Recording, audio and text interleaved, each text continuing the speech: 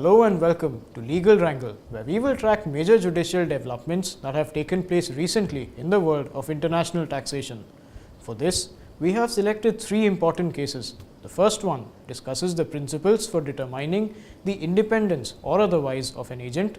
The second one discusses the taxability of foreign agency fees paid for procurement of business. And the third one discusses the taxability of outright purchase of drawings and designs from overseas entities. This is a case of a shipping company which was registered in Mauritius, but whose place of effective management was in the United Arab Emirates. The question was whether the taxpayer would be entitled to the treaty benefits under Article 8 and whether its profits can be taxed in India on the ground that it had an agency permanent establishment in India. Let's understand what exactly happened in this case. The assessee in the present case is a Mauritius-based entity and it had claimed 100% DIT relief by showing tax residency certificate issued by Mauritius while filing its return. This claim was, however, denied by the AO on the ground that the effective management of the assessee company was situated at a place which was other than India and Mauritius. On appeal, the CITA held that the place of effective management of the taxpayer was neither in India nor in Mauritius, and hence it was not entitled to the benefits of Article 8 of the tax treaty. However, even then, since it did not have a PE in India, its business profit was not taxable in India as per Article 7 of the DTAA between India and Mauritius. Now, let's see what the appellate tribunal finally decided.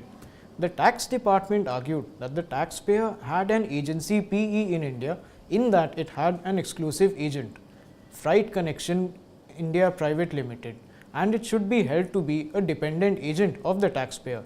The tribunal, however, held that a plain reading of Article 5, Clause 5 of the Indo-Mauritius Double Taxation Avoidance Agreement makes it clear that for determining the independence, one should look at the agent and as to whether the agent has only one principal for whom the agent works exclusively. The fact that the principal has only one agent in India who undertakes all the activities for the principal is not relevant. The ITAT therefore held that the Freight Connection is an independent agent who acts in the ordinary course of its business and whose activities are not devoted exclusively or almost exclusively on behalf of the assessee. Thus, the assessee does not have an agency PE in India. The ITAT also made it clear that even if Article 8 of the Indo-Mauritius DTAA does not cover the assessee's case, the business profits would not be chargeable to Indian tax regime, as it does not carry on business in India through any PE as per Article 7 and 5 of the DTAA. Before we part from this decision, let's quickly understand what were the key takeaways.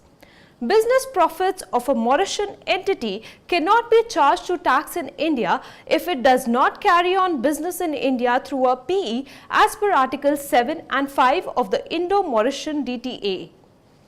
An agent who is his ordinary course of business does not devote his activities exclusively on behalf of non-resident assessee should not be treated as a dependent agent constituting an agency PE in India. Treaty benefits under Article 8 should not be extended if the effective management of an enterprise is not in one of the contracting states, but it is situated in a third state.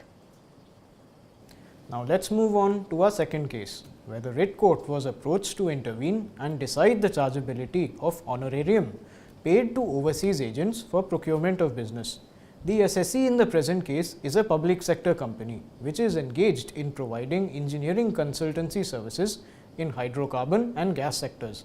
The dispute arose when the department sought to tax the payments made to overseas agents in relation to the tendering process undertaken by the assessee in response to foreign government public tenders as fees for technical services.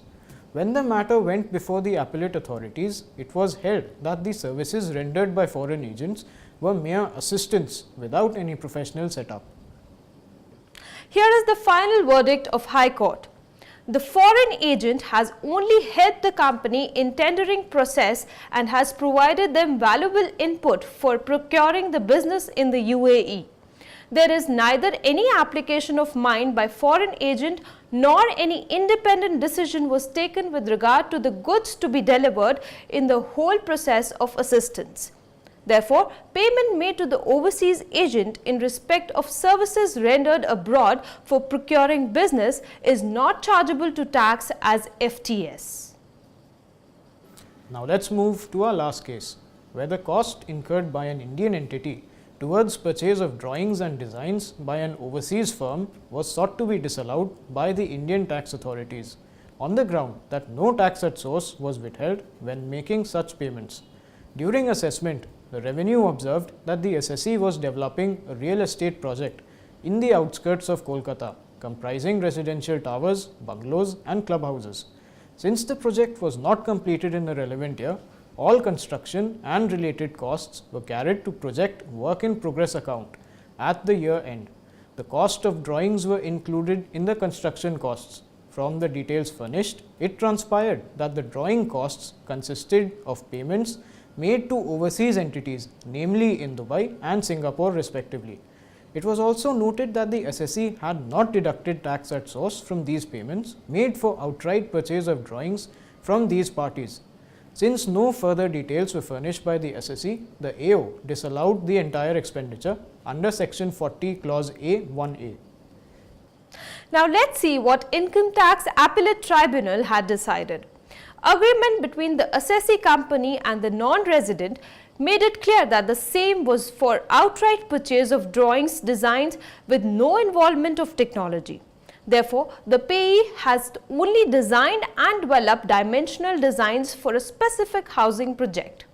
The outcome of the agreement was that the assessee did not acquire any technical knowledge or expertise which it could use for designing other housing projects as well. This would mean that the technology contained in the drawings supplied by overseas entity was not accessible without recourse to the person supplying the designs or drawings. In the result, the ITAT held that the payment made to Singapore company for outright purchase of drawings did not fall within the definition of Article 12(4) of the Indo-Singapore DTAA, and hence there was no withholding tax liability, the failure of which will attract section 40AI.